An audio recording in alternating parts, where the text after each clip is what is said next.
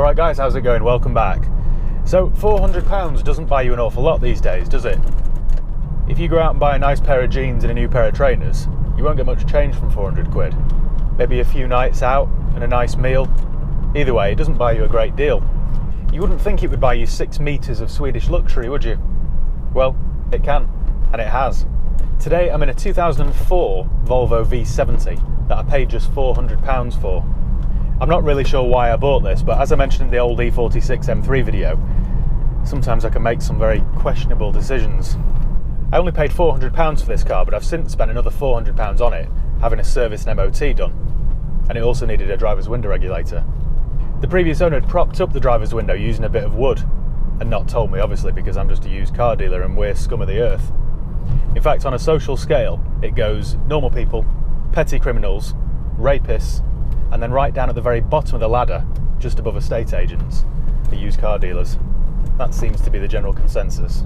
Anyway, literally 10 seconds after buying the car, the first pothole I drove through, the wood that was propping up the window fell. The window dropped so violently I thought I'd been shot at. It was a bit like the Top Gear African Special, where that log that Jeremy ties to the back of his car bounces up and smashes the rear window. It was a bit like that. In case you were wondering what a window regulator costs on a 2004 Volvo, it's roughly 50% of its value. It cost me like 200 quid. Anyway, it's all working perfectly now, as it should. Right, so let's have a look around it then. It's a late 2004 Volvo V70 SE, and I've got the bulletproof 2.4 litre petrol engine. I've got a very smooth automatic gearbox, and it's done 150,000 miles, or as Volvo owners would describe it, delivery miles. I've been driving around in this now for a few hours, and literally all I can fault is this dodgy cup holder that won't stay put. It keeps popping out like a cuckoo clock. So you get a 2.4 litre 5-cylinder petrol engine which produces 140 horsepower. But it does feel quite quick actually. And the automatic gearbox, to say this has done 150,000 miles, is very smooth. The wipers are a bit noisy though. I've got heated leather seats. The seats are very comfortable actually. It's more comfortable than my sofa at home.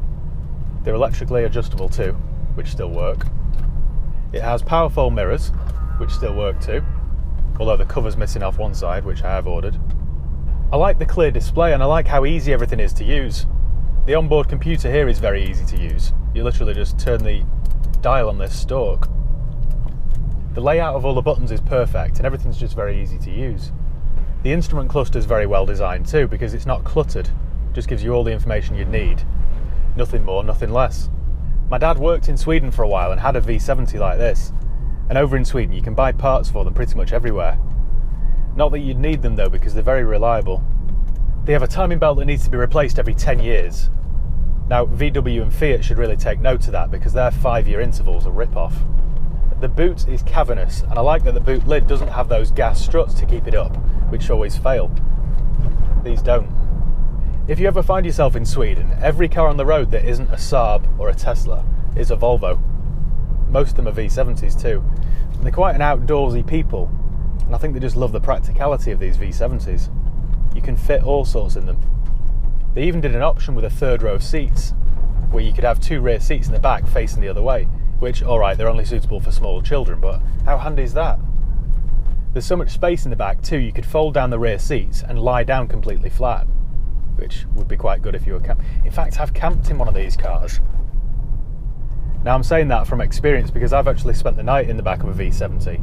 I was camping out with my dad and brother and some mates on the outskirts of Gothenburg, and I didn't fancy spending the night in a tent. So I just chucked my sleeping bag in the back of this and slept in the V70. And there is ample room for that. It does feel like a bit of a dinosaur compared to most modern cars, but you just get the sense that it's built to last. Because this car, even at 15 years old, I just know that in 10 years' time it'll still be on the road. Even though Volvo have been making this 2.4 litre engine for most of my life, it's quite an efficient engine. On a motorway run you'll get 38 miles per gallon, and round town I've been averaging 27.8, which is incredible really given the weight and size and age of this car.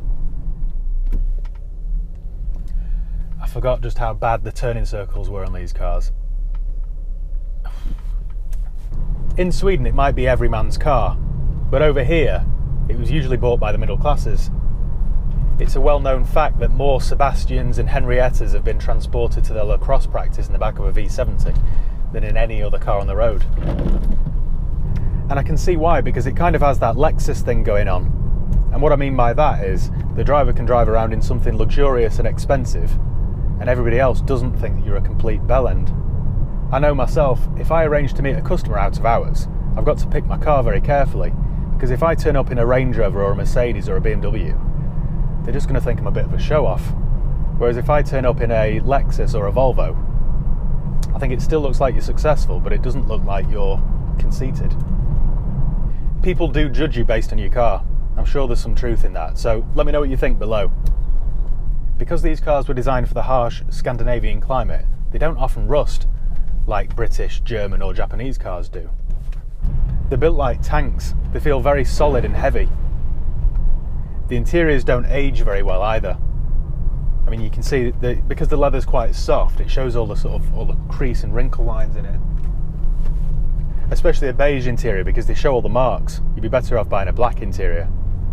Nevertheless, I'm sure this car will still be on the road in 10 years' time. I think it has some charm as well. It comes across as trustworthy and dependable.